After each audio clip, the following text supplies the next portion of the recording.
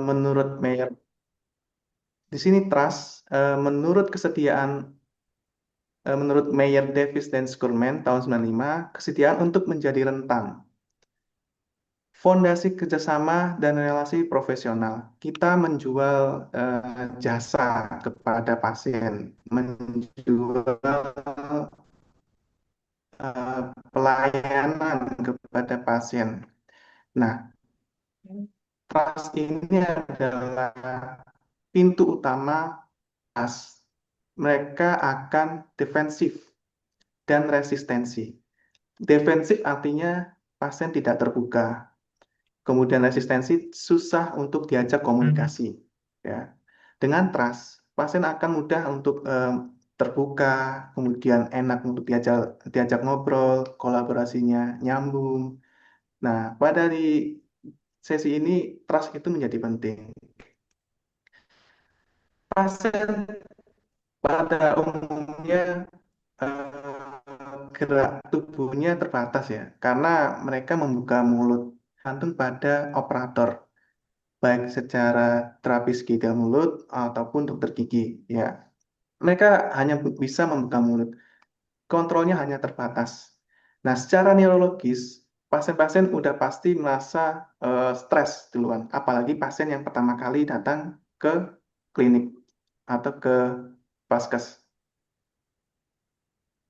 Stres pasti ada. Kortisol atau hormon stres tersebut akan meningkat. Tubuh akan tegang, kemudian ambang rasa sakit atau pain toleransinya itu akan meningkat. Atau istilahnya pasien mudah cemas akan akan mudah nyeri jika menerima.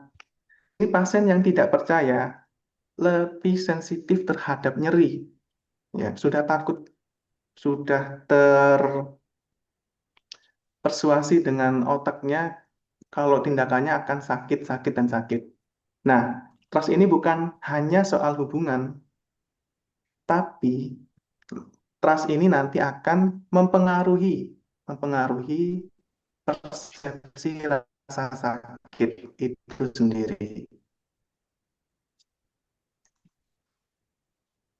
Nah, kita akan membahas tentang bahasa atau koneksi kolaborasi kita nanti akan nyambung ke pasien. Yang pertama adalah ekspresi wajah, kontak mata, postur, dan intonasi. Pasien pertama kali melihat operator pasti melalui ekspresi wajah.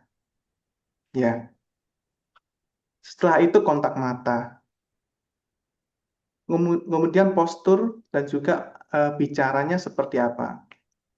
Di sini kongruens verbal, non-verbal itu penting. Kongruens itu adalah selaras ya pembicaraannya, komunikasi kepada pasien itu akan selaras dengan eh, pelayanan kita.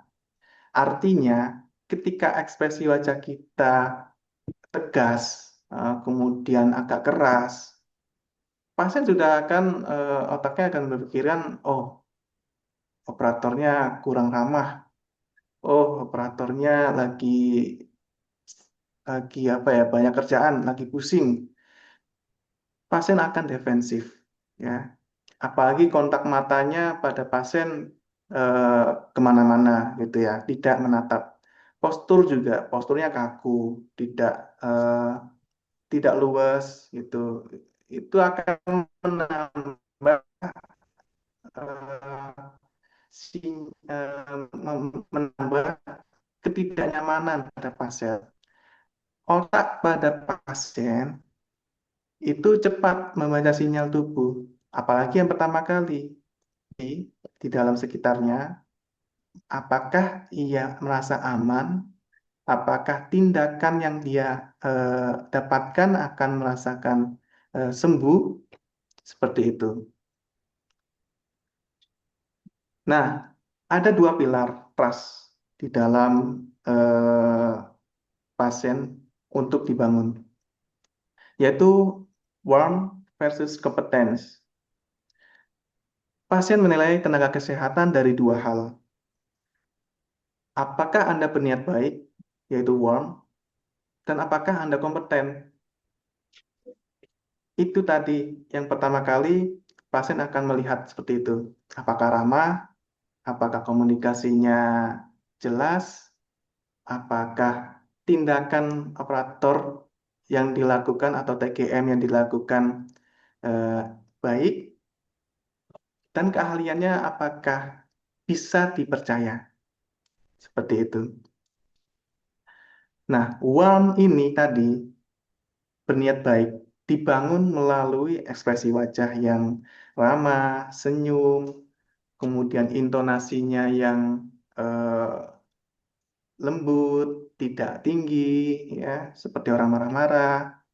Itu intonasi-intonasi yang mengajak atau menghangatkan pasien. Kemudian mendengarkan secara aktif. Secara aktif itu pasien ketika mengeluh, ketika ada dia utarakan kepada sang TGM, ya, terapi gigitan mulut, itu seperti apa. Kita mendengarkan dengan baik. Jangan jangankan mendengarkan dengan baik, tapi terkadang melihat TGM-TGM itu atau operator itu sibuk dengan mempersiapkan alat-alatnya. Karena kontak dengan pasien ketika mengeluhkan. Padahal itu hal yang penting. Bagaimana kita, ketika kita mendengar dengan baik, pasien itu akan lebih terbuka. Kemudian kita tahu bagaimana sakitnya pada pasien tersebut. Apakah dia tidurnya terganggu, kemudian udah 5 hari terganggu karena giginya. Itu kita bisa lihat bagaimana keresahannya. Nah, kalau kompeten itu dibangun melalui penjelasan yang terstruktur, melalui komunikasi terlebih dahulu. Kita menjelaskan pada pasien kenapa rasa sakitnya itu timbul, kemudian mengapa terus-menerus sakit, tidak sembuh-sembuh, itu kita jelaskan. Kemudian bahasa-bahasa yang sederhana, yang lebih mudah diterima. Syukur-syukur ada medianya ya, media gigi seperti gambar gigi nanti ditunjukkan seperti ini, itu akan lebih mudah dipahami. Kemudian kompeten ini dibangun oleh kepercayaan diri, teman-teman. Nah, kepercayaan diri ini berkaitan dengan tindakan apa yang akan lakukan kepada pasien. Kalau teman-teman tidak bisa percaya diri atau kurang percaya diri, pasien pun juga akan pasti ragu, gitu. Terlihat tidak percaya diri itu. Tindakan-tindakan juga akan berpengaruh nantinya pada saat dilakukan itu prosedurnya. Oke, lanjut eh, psikologi persuasi dalam edukasi pasien. Nah, di sini terapis gigi dan mulut tidak hanya merawat, ya, tidak hanya merawat, tetapi juga mengedukasi dan mempengaruhi perilaku pasien. Salah satu contohnya mengajak scaling rutin, edukasi cara menyikat gigi yang benar, mendorong kontrol berkala 6 bulan sekali. Jadi ada kata-kata atau istilahnya mengajak, mengajak, mendorong.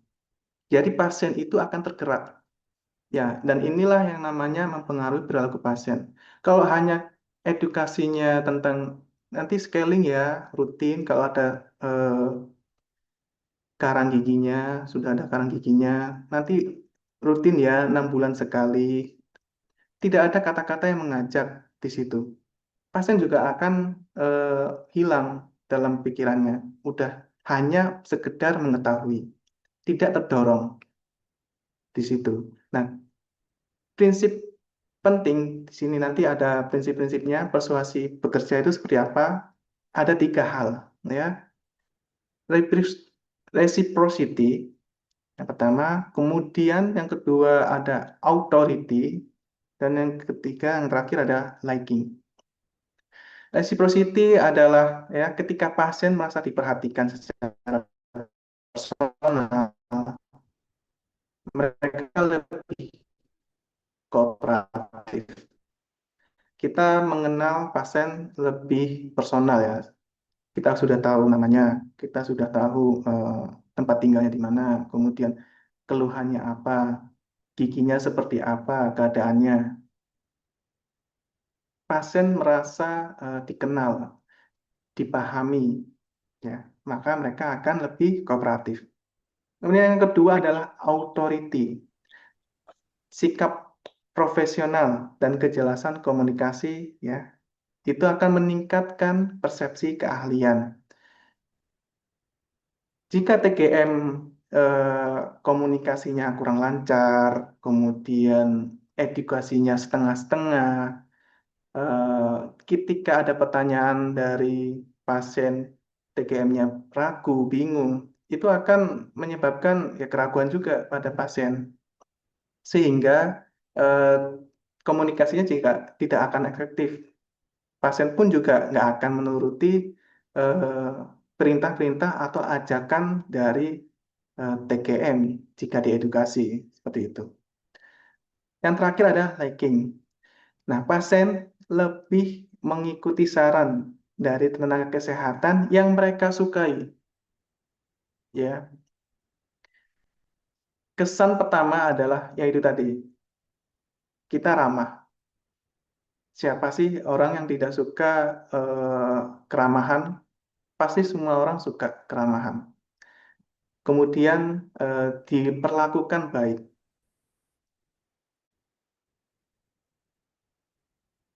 Itu akan menggugah secara sosial, itu akan membangun pasien tersebut DGM atau operatornya yang sedang akan menindak tindakan tersebut.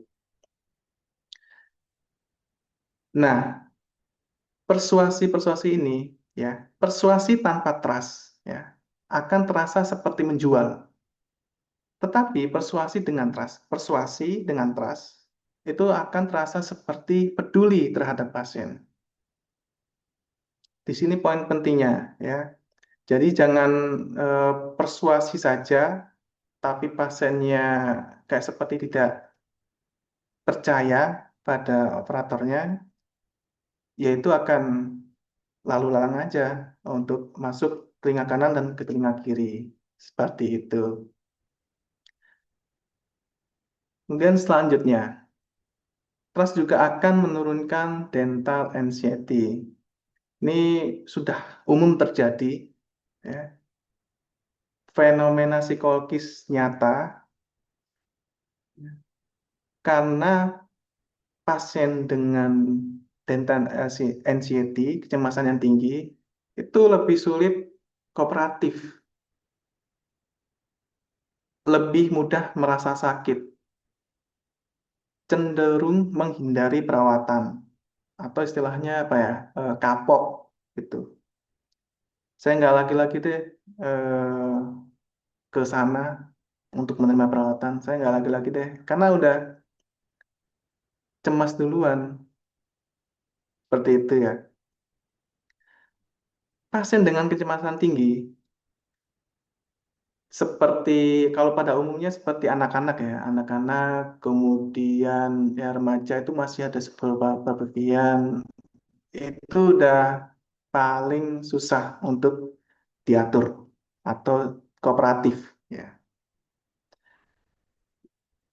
Karena pasti kalau anak-anak ataupun remaja yang dulunya susah untuk, bahkan dewasa ya, dulunya susah untuk perawatan gigi, itu pasti ada pengalaman yang buruk pada saat tindakan sebelumnya.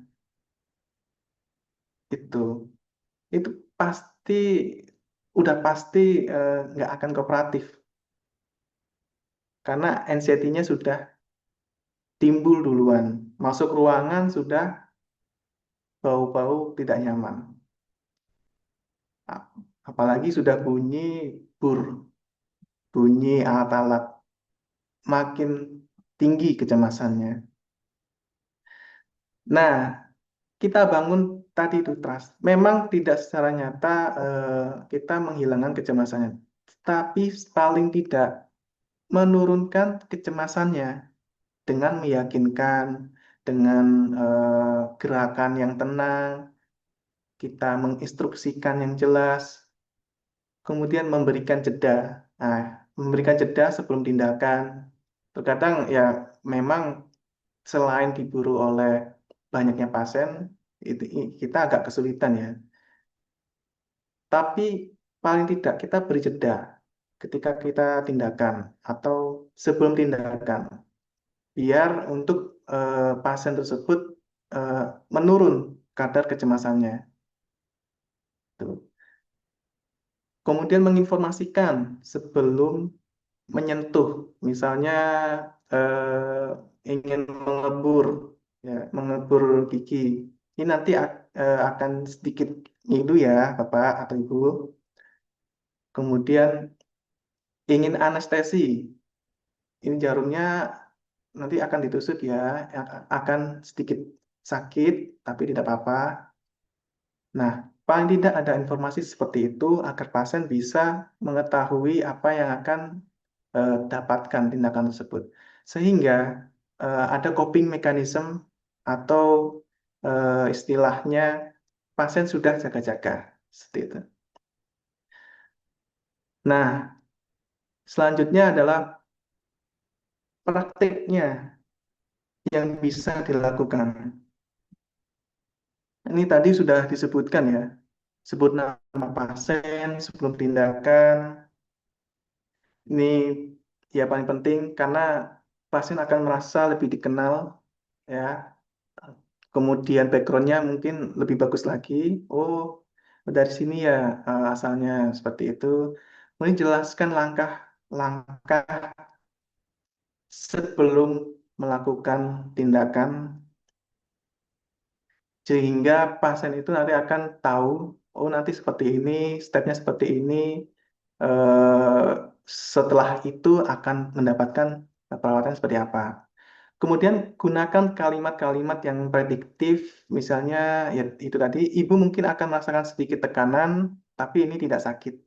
Ya, kita prediksi, kita harus pandai-pandai memprediksi pasien itu eh, nyerinya seberapa, ya, tingkat nyerinya seberapa. Kalau dia tingkat nyerinya rendah, ya, gampang nyeri, kita sering-sering melakukan komunikasi seperti ini, kalimat-kalimat yang prediktif, agar si pasien mengerti eh, apa tindakan atau di rongga mulutnya akan terjadi seperti apa. Itu lebih baik dibandingkan tidak sama sekali. Dibandingkan operator yang langsung mengerjakan hingga selesai. Ia cepat selesai, tetapi pasien itu pasti tidak akan kembali lagi ke pelayanan tersebut. Seperti itu. Kalaupun kembali juga akan terpaksa dan paksa, sehingga permasalahan-permasalahan tidak terselesaikan. Seperti itu. Kemudian tunjukkan wajah, ya, karena kita nakes lebih sering pakai masker biasanya. Tapi ini bila memungkinkan. Artinya jika tidak ada wabah flu misalnya ya wabah flu, batuk flu seperti COVID, kalau masker ya tetap pakai. Tapi kalau memungkinkan, setidaknya tunjukkanlah wajah yang senyum, kemudian yang ramah itu kepada pasien. Sehingga pasien nanti akan lebih mengenal seperti apa orangnya yang akan menindak si pasiennya. Oke, terbangunnya trust. Ya, trust ini di teknologi dan alat modern ini kita sering fokus pada prosedurnya ya. Namun penyembuhan bukan hanya teknis, tapi relasional. Trust ini menurunkan kecemasan. Ya, tadi itu udah meningkatkan kepatuhan, kolaborasi, komunikasi yang efektif. Nah, selanjutnya meningkatkan kepuasan pasien. Pasien merasa aman, kemudian pasien merasa diterima dengan baik, diterima oleh operator TGM-nya dengan enak, sehingga di sini akan meningkatkan reputasi klinik, ya, reputasi pasienkesnya. Nah, reputasi-reputasi ini nanti yang akan menyebabkan jangka panjangnya lebih enak. Pernah dengar ada pasien langganan, tapi pasiennya kooperatif, itu kan lebih enak kalau kita tindak. Nggak perlu apa basa-basi, bla bla bla. Itu pasti udah enak nanti ke depannya. Nah, sehingga eh, trust ini nanti akan ada eh, akan ada kolaborasi yang nyaman atau aman. Nah, pasien mungkin lupa detail prosedurnya seperti apa, tindakannya seperti apa. Tapi mereka tidak pernah lupa bagaimana mereka dibuat merasa aman. Perlakuan pertama kali yang didapatkan oleh pasien itu akan menjadi sinyal pertama atau memori yang akan tersimpan pertama. Awal kenal itu adalah pintu utama bagi pasien apakah eh, dia atau yang menindak atau operatornya, TGM-nya ramah atau baik, itu adalah pintu utamanya. Seperti itu. Baik, terima kasih. Sekian dari beberapa yang bisa saya sharing, yang bisa saya berikan. Ya, terima kasih. Wassalamualaikum warahmatullahi wabarakatuh. Waalaikumsalam warahmatullahi wabarakatuh. Terima kasih Mas Daru atas pemaparan materi yang sudah diberikan. Mungkin kepada peserta yang ingin bertanya bisa langsung bertanya di kolom chat atau juga bisa langsung on mic biar langsung bertanya ke Mas Darunya secara langsung.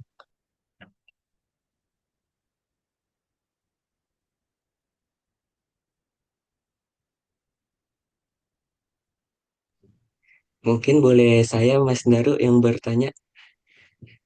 Boleh, siap Mas Riyad. Silahkan. Dan saya kebetulan bekerja di salah satu RSUD ya Mas. Dan pasiennya lumayan cukup ramai nih sehari-hari. Bagaimana sih Mas kita membangun koneksi antar kita selaku TGM kepada pasien.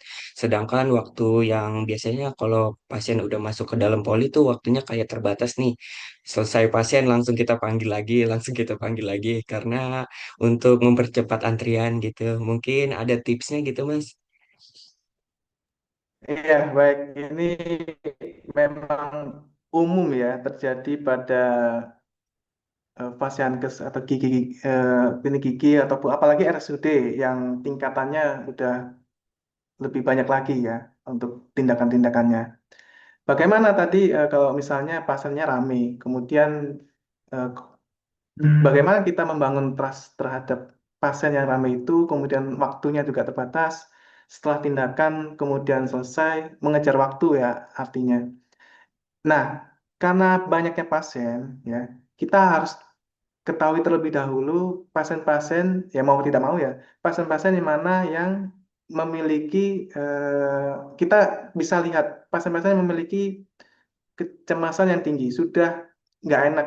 Dia udah megang pipinya, kemudian raut wajahnya sudah nggak enak, kemudian bahasa tubuhnya udah kayak lemes, seperti itu. Kita perlu prioritaskan mana-mana yang kita bangun untuk trust-nya ke depannya.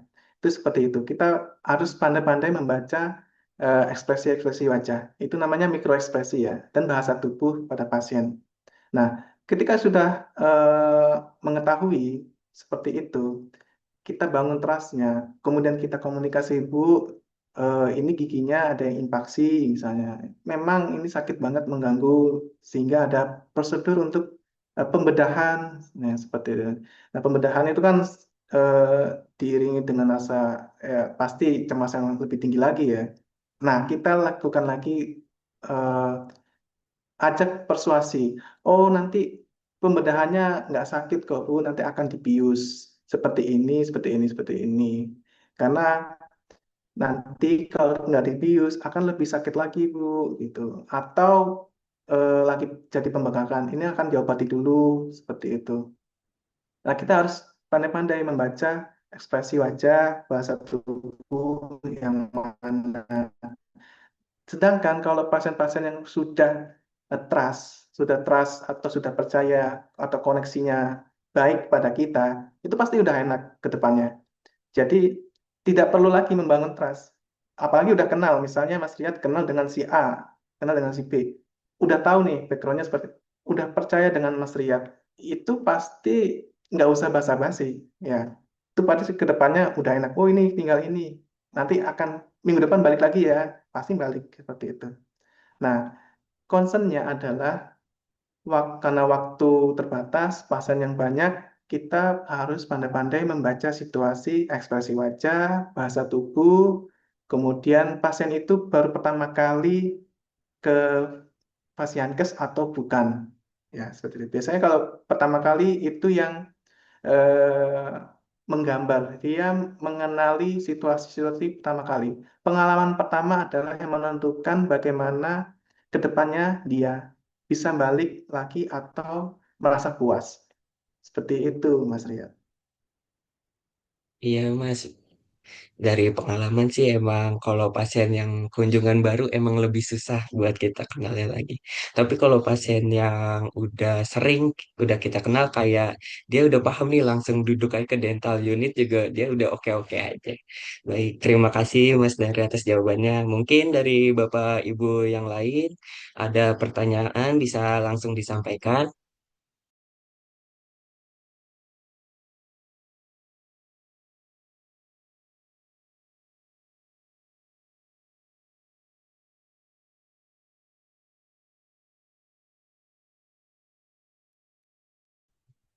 Mas Riyad, izin saya ingin bertanya ya. Silakan Mas Sahar. Iya, yang pertama terima kasih kepada narasumber ya, Mas Radit ya. Mas Radit sudah berkenan untuk bisa memberi ilmu kepada teman-teman TGM khususnya eh, karena materi ini juga sangat tentu sangat penting di layanan ya sebagai TGM baik di masyarakat maupun di pasien. Iya. Jadi sebenarnya ini di luar konteks mungkin ya pertanyaan saya, eh, Mas Mas Radit. Mungkin bisa membagikan kepada kami yang hadir pada hari ini dan mungkin nanti kan ini live YouTube ya, yang akan mungkin bisa diulang lagi bagi teman-teman yang akan ingin menyimak materinya. Eh, Motivasi Mas sudah kuliah sebagai TGM, kemudian melanjutkan di psikolog tuh. Jadi motivasinya Mas Radit ini apa gitu? Sampai eh, maksudnya ketika sudah D3 kemudian lanjut psikolog kan itu eh, jalur yang berbeda ya, jalan yang berbeda gitu. Berbeda mungkin ketika Mas Radit melanjutkan itu di D4 atau yang linear seperti itu. Mungkin bisa Mas sharing kepada kami eh, bagaimana ceritanya sampai itu bisa lanjut ke psikolog, Mas. Terima kasih. Oke, terima kasih. Ini ya pasti banyak yang bertanya-tanya mengapa ya sudah kuliah D3 Kesehatan Gigi. Saya dulunya di Kesehatan Gigi Poltekkes Surabaya mengambil jurusan tersebut dan sebenarnya saya sudah mempelajari psikologi itu sejak SMA, ya sejak SMA. Jadi secara tidak sadar sebenarnya saya sudah ada apa ya ketertarikan dengan dunia psikologi. Bahkan ya sampai udah apa ya, ada pelatihan-pelatihan hipnosis, kemudian eh, kumpul komunitas untuk psikologi-psikologi. Nah, pada saat saya kuliah D3 Kesehatan Gigi di Surabaya, itu pun juga banyak diberikan materi-materi, pasti ada materi-materi psikologi. Itu paling lebih cepat nyambungnya. Nah, disinilah ketika saya udah ada ketertarikan psikologi, ada pikiran untuk melanjutkan ke S1 psikologi. Selain ketika waktu praktek atau kerja nyata, atau sudah kerja ini sebagai TKM, ternyata nakes-nakes itu banyak yang mengenyampingkan atau mengesampingkan dari sisi psikologisnya itu. Dan paling banyak tidak bisa memberikan edukasi yang efektif kepada bagaimana caranya, belum bisa. Jadi teman-teman, jadi hanya dipelajari sebagai kontekstual atau secara buku bagaimana cara-caranya. Sedangkan dari sisi psikologisnya lebih sering diabaikan. Kita hanya menjual jasa pelayanan, menjual jasa profesi, memberikan pelayanan saja, terima pasien, kerjakan, selesai. Terima pasien, kerjakan, selesai. Tetapi efeknya itu secara psikologi belum dipikirkan. Nah, dari situlah, oh ternyata psikologi itu atau sisi psikologinya itu lebih penting juga. Selain membangun trust kepada pasien, itu juga menurunkan kadar nyeri pada pasien. Bisa menurunkan kecemasan pada pasien. Oh, seperti ini. Oh, seperti ini setelah mempelajari psikologi. Jadi ketika praktek kerjanya secara langsung, itu lebih enak, lebih mudah. Saya awalnya agak susah untuk komunikasi. Komunikasi ke pasien hanya sekedar misalnya pasca pencabutan. Oh, nanti gigi tampon ya, eh, berapa jam, ini tidak boleh makan panas, minum panas, dan lain-lain. Udah selesai pulang. Kita tidak memperhatikan bagaimana pasien itu secara ekspresi wajah kesakitan atau trauma setelah pencabutan gigi. Nah, kalau sudah kita mengetahui bagaimana ekspresinya, oh ibu tadi kesakitan ya, oh kenapa, gini gini gini, oh baru pertama kali, kita lebih tahu. Oh ibu misalnya trauma nggak tadi habis dicabut, kita peduli, kita lebih peduli. Oh iya sedikit. Oh nggak apa-apa, ini baru pertama. Mungkin memang sakitnya eh, lebih karena pengalaman pertama sakitnya akan lebih terasa. Ini akan reda pada eh, jam-jam tertentu. Nanti saya kasih obat seperti itu yang yang menambah ilmu atau penunjang untuk teman-teman TGM seperti itu. Nah, mengapa juga nggak lanjut ke D4 dan D4 kesehatan gigi? Kebetulan ya, kebetulan juga di Jabodetabek itu belum ada yang ahli jenjang ya kalau nggak salah. Itu saya kuliah ini tahun 2020. 2020 itu belum ada. Nah, yang ada hanya di Tasikmalaya, kemudian Jogja, Surabaya, dan yang intinya jauh dari kota Jabodetabek lah di luar itu. Sehingga saya kesulitan untuk menyambung alih jenjang saya. Nah, dari sinilah, oh mungkin ini saatnya saya harus belajar psikologi. Ya sudah, saya ambil, walaupun eh, harus setiap hari harus kuliah ya, kuliah, belajar sambil bekerja, itu menguras pikiran tenaga, tetapi eh, ada ilmu yang tambahan yang bisa saya praktekkan di apa namanya di pelayanan kesehatan seperti itu. Ya memang menguras pikiran, tapi saya yakin ilmu itu tidak akan lalu lalang atau terbuang sia-sia. Ilmu pasti kita serap, kita gunakan dan kita akan bermanfaat bagi sekitar kita. Seperti itu. Mas Sahar ya tadi. Iya Mas, terima kasih Mas Radit. Ya. Memang di pelayanan itu kan sangat berpengaruh ya terkait psikologi pasien. Pasien datang seolah-olah kita hanya ingin menjawab kebutuhannya gitu. Ketika dia ingin tambal gigi, ya udah tambal gigi tanpa mempertimbangkan mungkin kondisi psikologis pasien itu berbeda-beda ya. Dan eh, ketika TGM melakukan hal itu, kadang-kadang dalam sehari misalnya dia ada 10-15 pasien, suasananya itu sama gitu. Kalau secara psikologis kan mungkin 1 sampai 10 atau 15 pasien ini harusnya berbeda-beda kan. Ketika kita bisa yang tadi Mas Radit menjelaskan itu, ketika mungkin psikologisnya pasien ini eh, di rumah ada masalah, itu kan mungkin perlakuan yang berbeda gitu ya, pelayanan juga berbeda gitu. Tapi banyak yang mungkin melakukan hal yang sama gitu. Oke, datang, jalan mesa, masuk, selesai masuk ya seperti itu ya Mas Radit ya. Dan ini sangat sangat menarik sekali ketika eh, ilmu psikologi itu bisa dikombin dengan pelayanan yang kita punya dan itu menjadi sesuatu yang berbeda dengan dokter gigi karena kan memang dokter gigi lebih banyak yang sebagai operator ya. Eh, Bahkan kita bisa menggali banyak masalah-masalah dari kondisi hal-hal tersebut gitu. Apalagi mungkin teman-teman yang di daerah punya banyak waktu untuk bisa berdiskusi dengan pasien seperti itu. Terima kasih Mas Radit yang sudah membuka banyak hal pada di pagi hari ini ya. Meskipun mungkin dalam keadaan berbuka belum ya. Masih lama soalnya.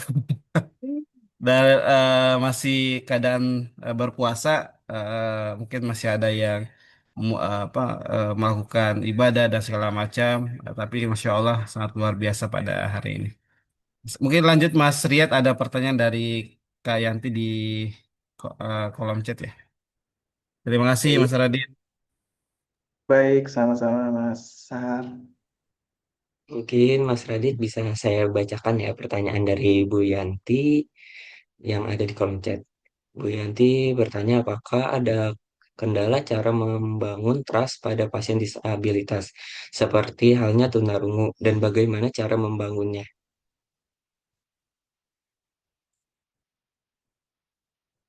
Pada pasien disabilitas ya, seperti apalagi tunarungu.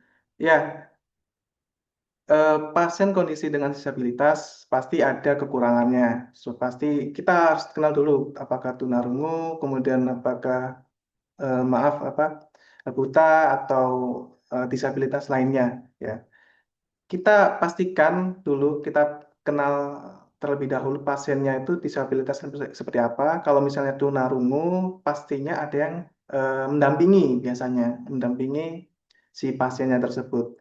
Karena jika tidak didampingi, ya kita akan kesulitan. Kita tidak bisa belajar bahasa isyarat secara otodidak. Itu juga perlu belajar lagi nantinya. Nah, kita bangun tasnya kepada yang mendampingi pasien tersebut. Ya. Yang mendampingi misalnya orang tuanya. Nah, orang tuanya lah yang kita bangun trustnya. Sehingga orang tua nanti yang menyalurkan pada anaknya atau siapanya itu untuk mengarahkan perawatan-perawatan selanjutnya. Itu akan terbangun juga. Jika orang tuanya dari anak tersebut yang disabilitas sudah terbangun trustnya, mereka akan rutin bertanya. Mereka akan rutin untuk kembali atau kontrol lagi eh, perawatannya seperti itu. Nah, kemudian kita perkenalkan juga, jangan lupa perkenalkan diri kita siapa kepada orang tuanya untuk disampaikan ke anak disabilitas tersebut. Nanti yang akan eh, melakukan tindakan, nanti yang akan eh, mencabut giginya. Memang agak perlu waktu yang panjang ya, karena kan harus eh, melalui perantara, ya, Mas. Tetapi setidaknya anak-anak tersebut bisa merasa aman terlebih dahulu untuk pertama kalinya. Ya, seperti itu, Mas Rian. Baik, Mas Daru, atas jawabannya, gimana Ibu Yanti? Mungkin ada tambahan untuk pertanyaannya? Atau mungkin Bapak Ibu yang lain mau bertanya, dipersilakan.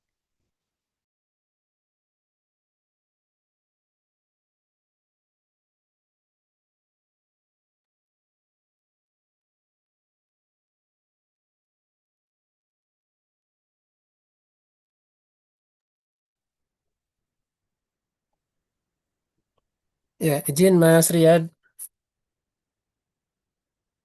Iya, Pak Asep, silakan Pak Asep. Ya, ini saya nambahin aja lah ya. Apa eh menarik tadi ya. Pertama, Mas Radit, eh, terima kasih ya. Eh, saya sangat bangga gitu ya ada anggota TGM yang apa ya, ketika orang sudah dalam sebuah profesi, kemudian dia apa tertarik dengan keilmuan lain itu sangat bagus gitu. Pertama pengalaman saya TGM gitu kan, tapi S1 saya Kesmas, S2 saya pembangunan gitu kan. Hari ini saya bekerja sebagai struktural di Bapeda gitu ya. Gitu dan ya nggak nyambung gitu ya. Tapi hari ini saya sampai aktif sampai jadi ketua umum gitu kan. Saya sangat senang berorganisasi. Pertama mungkin eh yang ingin saya sampaikan, eh Mas Radit mudah-mudahan juga tetap stay di OP ini gitu ya. Walaupun misalkan sekarang kerjanya di apa di mana Mas Radit? Bisa Ya, langsung diskusi aja. iya, saya kerjanya di bagian penanggulangan teror ya, sebagai konselor juga, Pak. Ya, seperti Wih, itu. mantap. Ya, Keren, keren. Ya, maksud saya ya nggak masalah kita kerja dimanapun gitu ya. Yang jelas ketika kerja dimanapun kita masih ingat gitu bahwa kita pernah pernah berada dalam sebuah profesi gitu. Nah, mudah-mudahan Mas Radit nanti ada peluang apa aktif profesi ya ikut saja gitu nggak masalah gitu kan. Itu yang saya rasakan gitu. Bukan untuk apa-apa, yang penting apa akan ada hal-hal positif yang kita dapatkan. Insya Allah seperti itu Mas Radit. Itu pertama. Yang kedua, eh ini pengalaman di hari ini gitu ya. Kebetulan anak saya tahun ini pengen masuk psikologi gitu ya. Dia tertarik katanya. Saya ada anak-anak teman yang juga sudah masuk psikologi gitu. Akhirnya kemarin saya diskusi lah dengan mereka. Kenapa sih diskusinya kenapa dia mau masuk psikologi? Ternyata tadi match dengan jawaban Mas Radit gitu ya dan apa yang teman saya sampaikan itu gitu. Eh, dan ketika kita koneksikan dengan lingkungan kita di pelayanan, benar sekali Mas Radit, sangat cocok. Saya sih nanti mungkin ke depan mudah-mudahan di sini ada teman-teman dari akademisi ya, dan ke depan mungkin kami di DPP, ketika ke depan misalkan ada revisi kurikulum dan segala macam, saya kira muatan psikologi ini harus harus ditingkatkan lah gitu di dalam apa kurikulumnya gitu. Mengingat tadi yang disampaikan Mas Radit tadi, bener ya gitu, connect gitu di sana. Karena kalau kita hanya dibekali dengan gini-gini, wah nggak cukup gitu. Saya mengalami, saya dulu kan fungsional juga ya, saya di puskesmas gitu. Sekian tahun melayani pasien, oh gini ya, gitu kan dengan berbagai dramatisnya gitu ya, segala macam gitu kan. Iya, maka ada hal yang memang harus dikuatkan kembali gitu. Karena semakin lama, ya tantangan semakin berat gitu. Kemudian hal lain tadi yang kaitkan dengan apa dengan tupoksi kita bahwa kita itu kan pelayanannya bukan di apa bukan di kuratifnya kan. Nah, kalau kita menjustifikasi bahwa kita adalah tenaga perawat preventif, maka salah satu ilmu yang harus ditingkatkannya adalah psikologinya gitu. Nah, ini mungkin yang menjadi apa catatan bagi kami di DPP dan ini mungkin mudah-mudahan ke depan juga bisa menjadi bahan lah di kami gitu. Dan saya juga tadi Mas Radit ada yang nanya Mas Sahar kan, nah beliau dari DPP, beliau sedang kuliah sekarang psikologi gitu. Ya Mas Sahar, terima kasih, ini keren. Pokoknya Mbak, ayo gitu. Kalau cari ilmu jangan memandang apapun gitu. Ini contohnya Mas Radit gitu. Jadi ini mungkin bisa jadi trigger ke teman-teman yang lainnya dan teman-teman nanti ketika ada webinar atau apapun, saya kira bisa undang Mas Radit ya. Silakan teman-teman DPD atau DPC dimanapun berada gitu ya.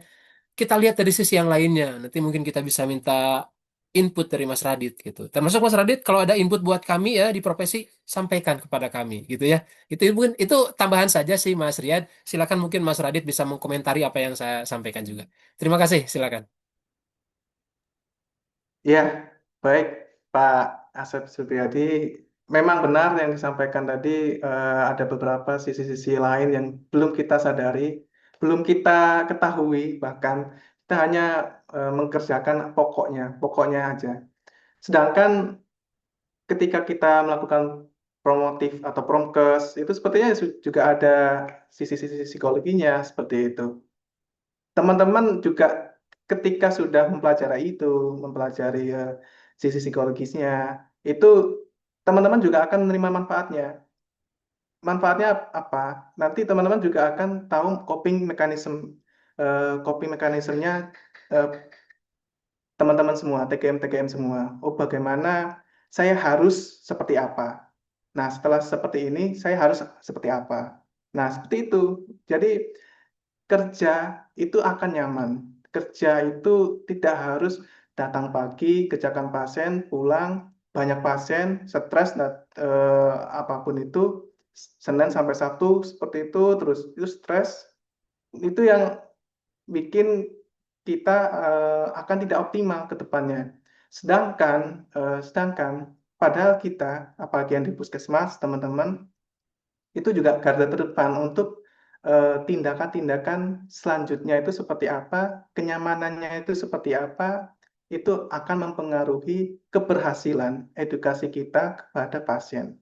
Setidaknya itu pasien memiliki perubahan perilaku sedikit demi sedikit daripada tidak sama sekali. Tidak sama sekali itu dalam artian sudah tidak nyaman mendapatkan pelayanan. Paling tidak yaitu tadi bisa mencerahkan pasien-pasien untuk meningkatkan kesehatan gigi dan mulutnya melalui pendekatan-pendekatan yang psikologis seperti itu. Ya, memang betul Pak Asep. Mungkin kedepannya juga bisa diperhatikan seperti kurikulum-kurikulum ya, pendidikan yang berada di kuliahan seperti mikroekspresi, kemudian eh, pain toleransi, coping mechanism, ya mungkin itu bisa ditambahkan kepada teman-teman TGM yang akan di kurikulum pendidikan atau akademis seperti itu. Ya, Oke, memang sip. Terima kasih Mas Radit ya. sama-sama Pak Asep. Silakan Mas Riyad dilanjut. Izin Mas Radit, sepertinya ada satu pertanyaan lagi di kolom chat dari Ibu Murni. Izin bertanya, bagaimana cara menghadapi klien yang suka emosi, nggak sabaran saat tindakan pelayanan cash gilut? Mungkin Mas Radit bisa langsung dijawab pertanyaannya. Ya, betul ya. Karena ya sakit gigi itu kita perlu ketahui ya. Sakit gigi itu sakit yang menyiksa sebenarnya. Sakit gigi itu adalah apa ya, kondisi yang tidak bisa dipengaruhi secara psikologis sebenarnya ya. Karena sumbernya masih berada di rongga mulut. Itu yang pertama. Terus yang kedua, jika kita sudah mengetahui pasiennya itu emosional, kemudian apa tadi, nggak sabaran, ya, antrinya banyak, nunggunya lama, bosen, itu pasti pasiennya bakalan emosional itu. Nah, bagaimana cara kita? Kita sebagai TGM ya, sebagai TGM, setidaknya kita memberikan komunikasi dulu yang ramah, tetap memberikan ramah.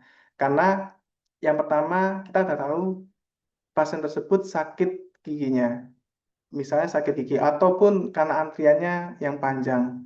Setidaknya kita kasih tahu, oh seperti apa. Kemudian ya jika pasien emosional itu di counternya dengan intonasi atau nada yang lembut, ya. Itu akan menurunkan atau mengalahkan pasien tersebut secara tidak langsung. Ketika intonasinya kita lembut, kita rendah, dan pasiennya masih emosional, dia lama-kelamaan akan menurun dengan sendirinya. Dia akan mengalah, akan kalah dengan sendirinya.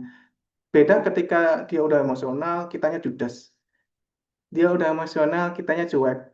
Dia udah emosional, ekspresi wajah kita sudah cemberut, udah takut duluan.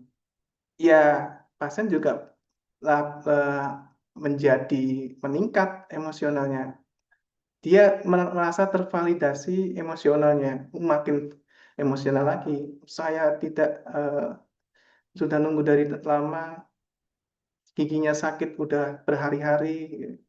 Padahal yang perlu Anda ketahui, pasien emosional tersebut dalam kondisi dalam kondisional ya, dalam kondisional.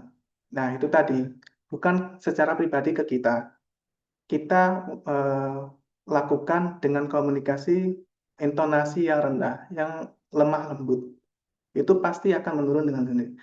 Coba teman-teman perhatikan ketika di rumah sakit, ya rumah sakit yang swasta besar, yang udah terkenal ya, di Jakarta udah banyak lah ya.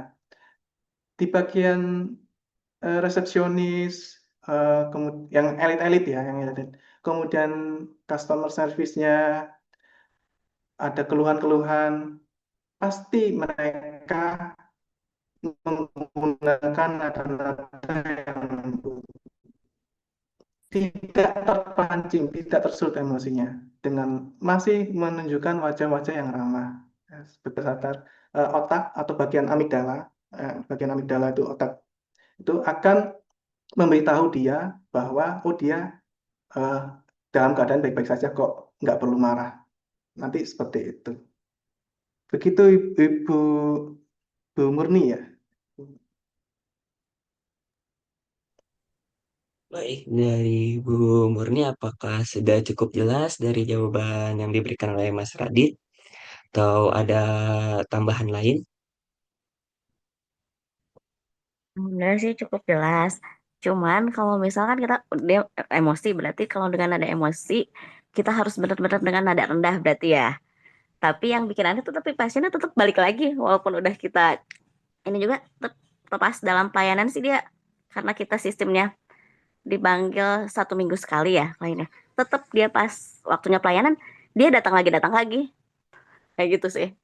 Mungkin itu aja pengalaman saya. Oh, berarti dia emang dalam kondisi emosionalnya memang secara kepribadian atau apa ini, Bu Murni?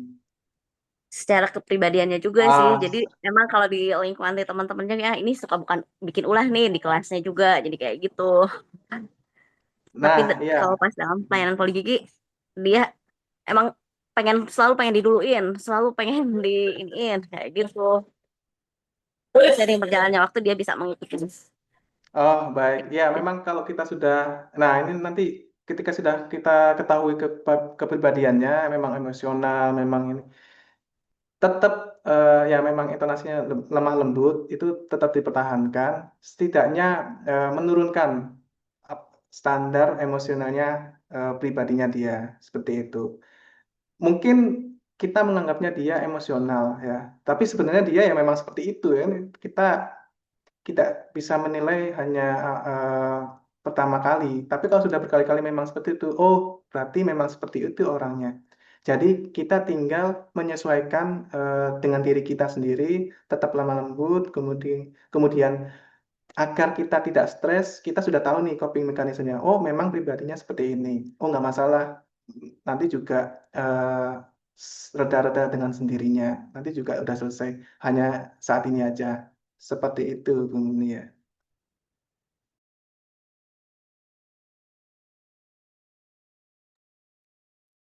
Baik, mungkin kita bisa ke pertanyaan selanjutnya dari Bu Pian. Selamat pagi, salam sehat. Izin bertanya secara nyata, TGM punya kelebihan dalam edukasi. Cuma yang jadi masalah adalah niat kerja karena Allah atau karena tugas aja. Mohon kiat-kiatnya, Pak. Ya, baik Bu Ibu Pian ya.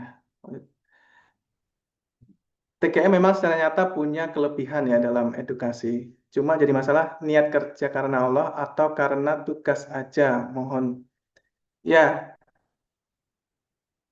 kita harus kenal terlebih dahulu dengan diri kita sendiri. Kita sudah terjun di profesi jasa ya, menjual jasa, bukan barang.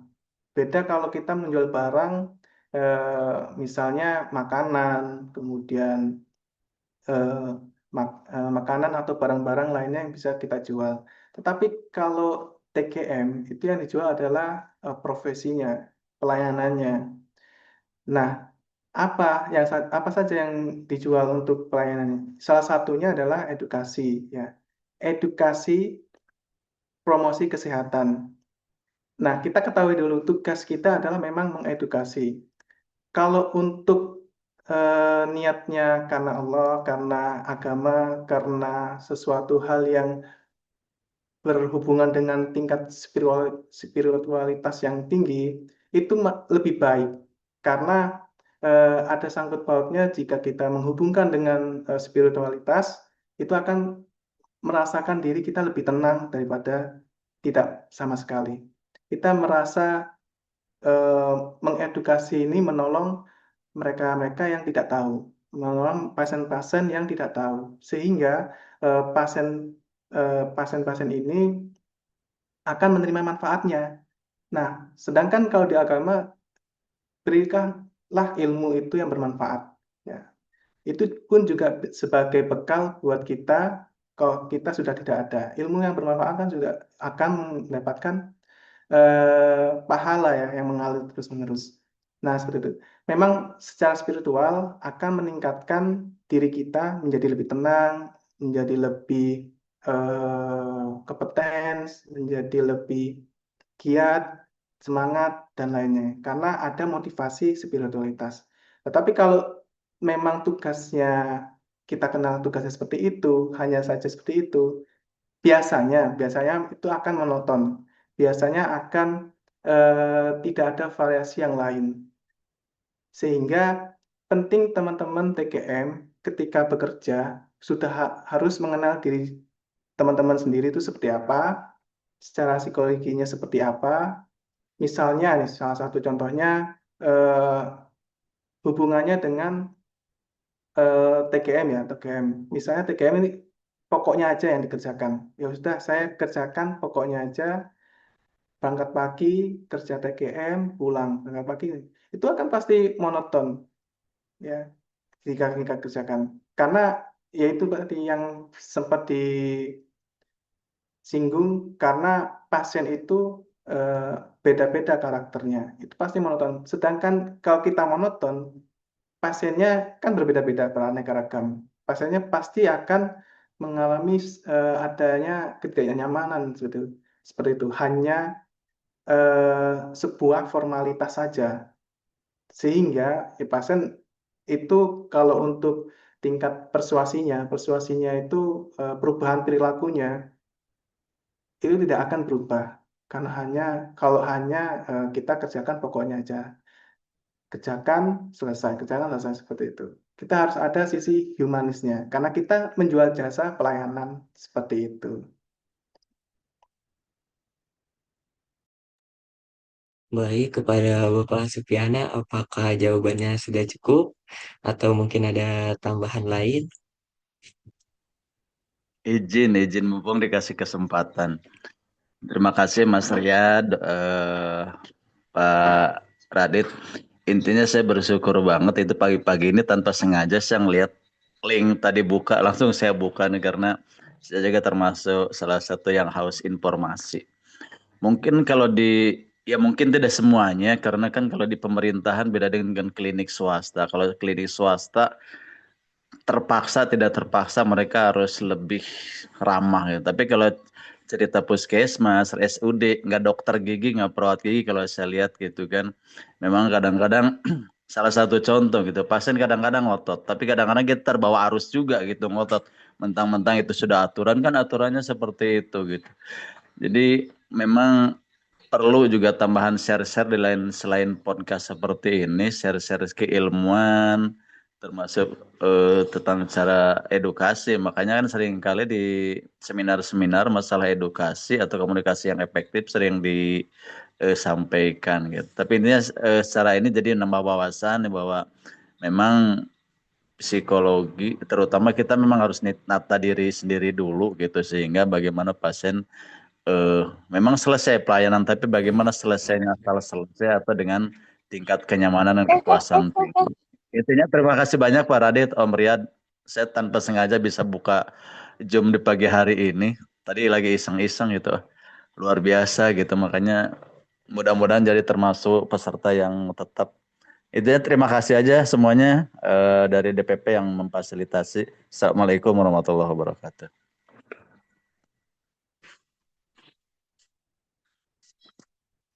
Ya, silakan Bu Yanti, mungkin bisa diajukan pertanyaannya lagi.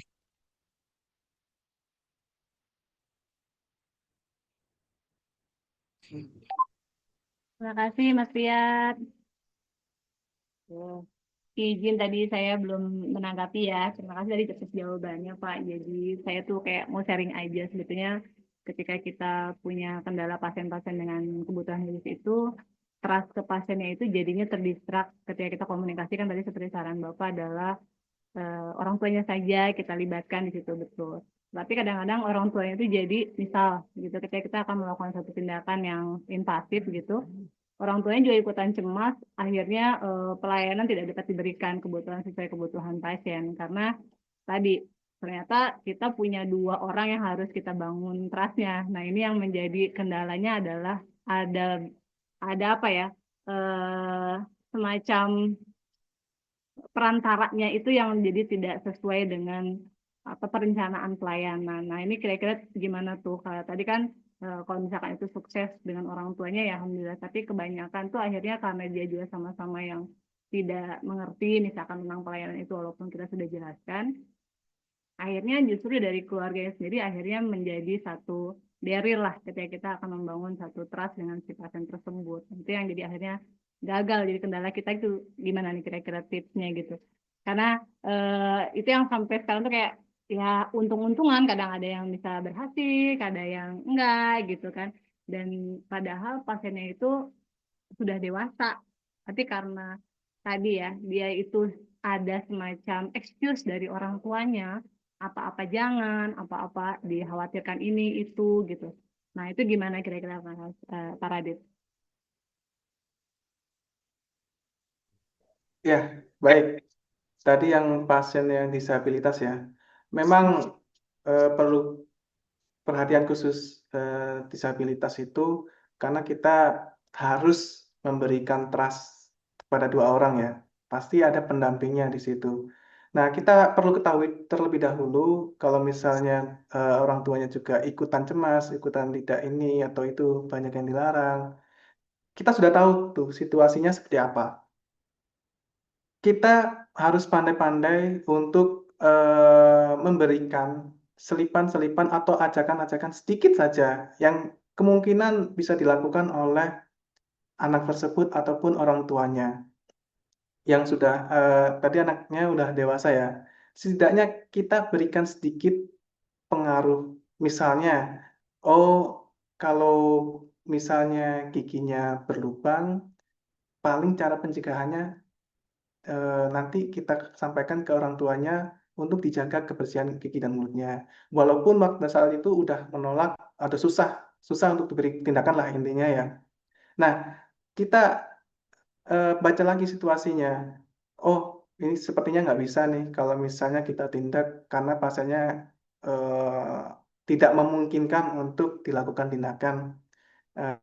Ya sudah, gini aja, ibu atau bapak, ini kan giginya berlubang. Kita kasih edukasi, giginya berlubang. Ini karena anaknya agak susah atau ada halangan yang tidak bisa dilakukan prosedurnya tindakan, eh, mohon untuk dijaga kebersihan gigi dan mulutnya. Karena kita berikan penjelasan lagi penyebab-penyebabnya atau nanti efek-efeknya seperti apa. Memang tidak saat itu bisa berubah, tetapi paling tidak kita memberikan sedikit sedikit demi sedikit pada pasien disabilitas untuk merubah perilakunya secara berangsur. Karena memang pasien ini disabilitas membutuhkan waktu yang panjang, lebih baik kita harus mengetahui nih bagaimana edukasi yang cocok atau ajakan yang cocok untuk merawat kesehatan gigi dan mulutnya. Ya, seperti itu. Karena karakter disabilitas kan macam-macam ya, bahkan bervariasi. Bahkan walaupun udah dewasa, memang kebutuhan ilmunya juga beragam, tidak seperti orang pada umumnya. Nah, itu memang kita harus ketahui terlebih dahulu, kita harus baca situasinya yang memungkinkan untuk diberikan sedikit tips untuk merawat giginya. Setidaknya itu. Nah, jika nanti akan merasa trust kepada kita sudah terlihat nyata perubahannya untuk si anak tersebut atau pasien tersebut, itu nanti akan berangsur-angsur kembali lagi, kembali.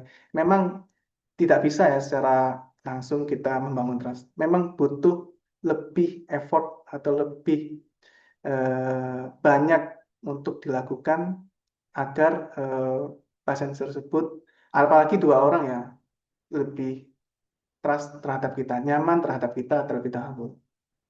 Seperti itu, Ibu Yanti.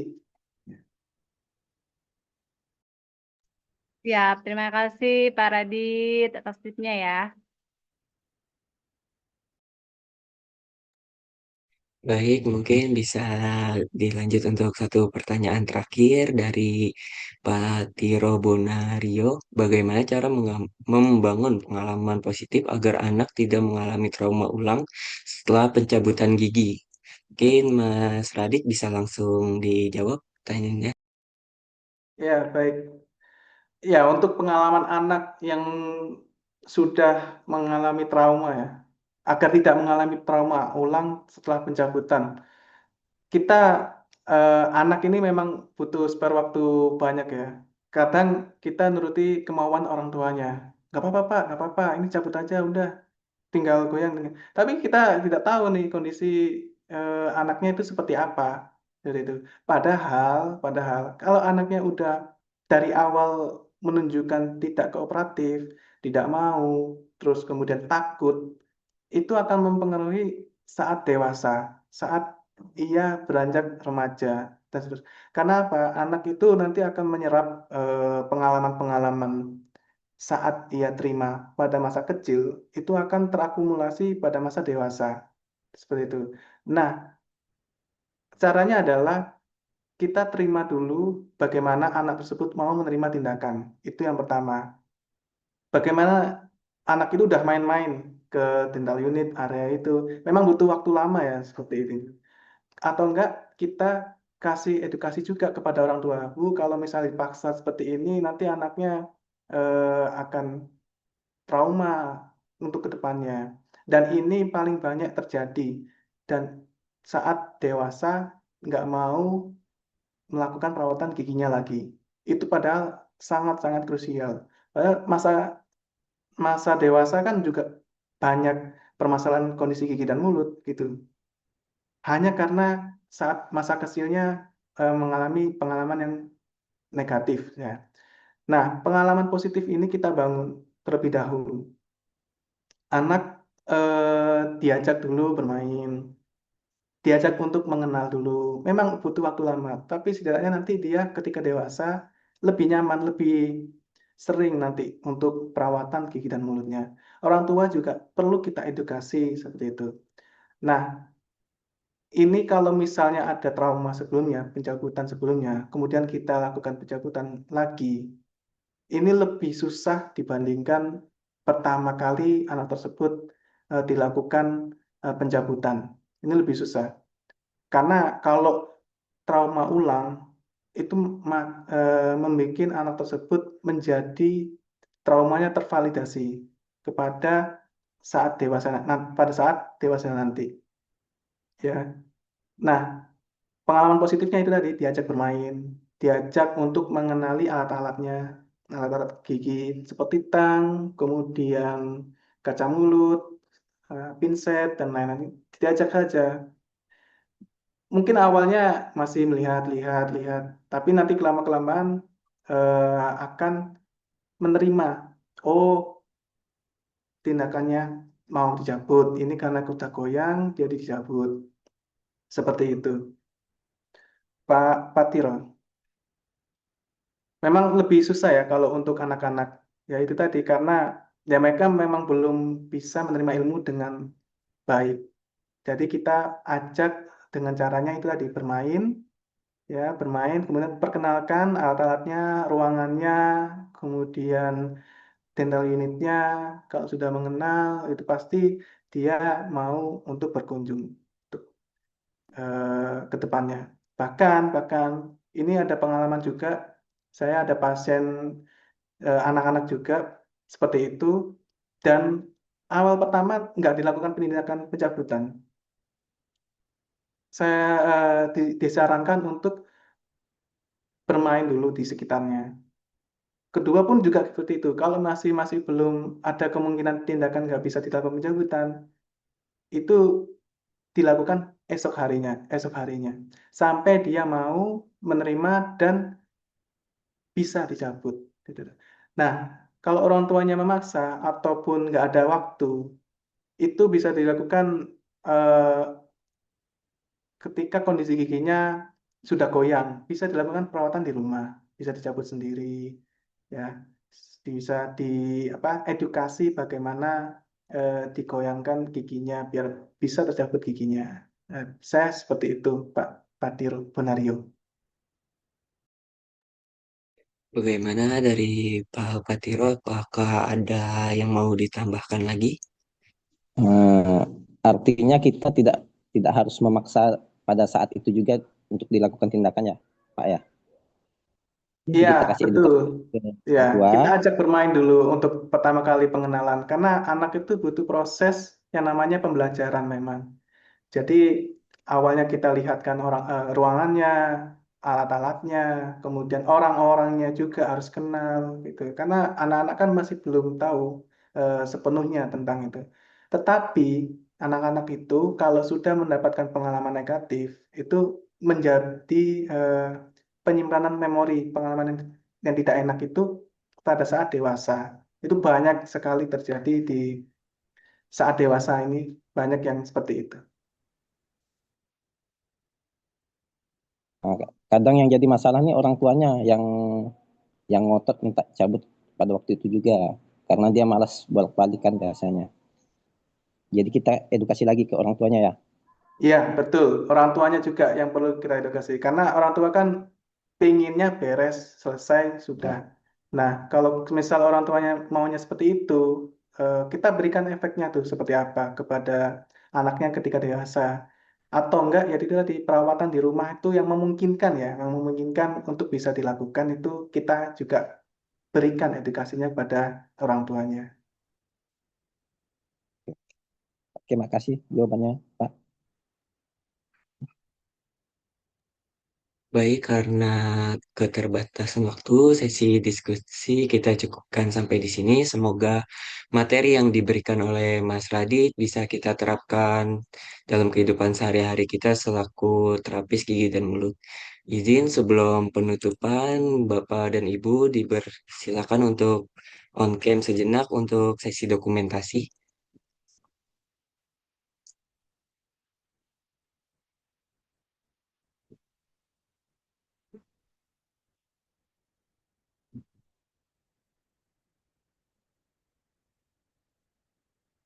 Izin Mas juga bisa tolong didokumentasi.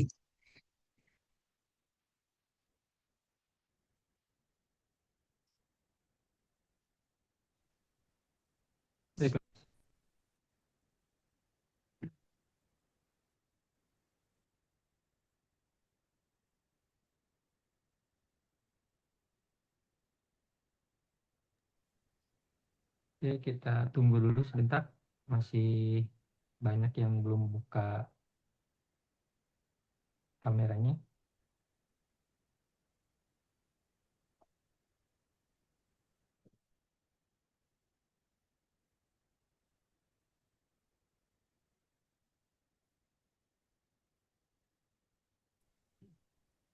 Baik, kita mulai untuk sesi fotonya. 3, 2, 1.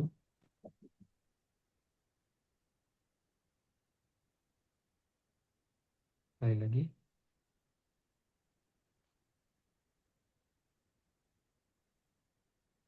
3, 2, 1.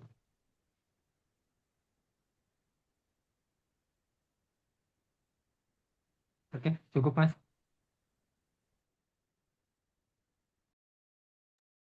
Baik, terima kasih kepada Mas Raditya Daruaji selaku pemateri pada hari ini. Saya sebagai moderator mohon maaf apabila terdapat kekurangan dalam memandu jalannya acara hari ini. Akhir kata saya ucapkan Assalamualaikum warahmatullahi wabarakatuh. Terima kasih kepada para hadirin. Semoga bisa berjumpa pada kesempatan berikutnya.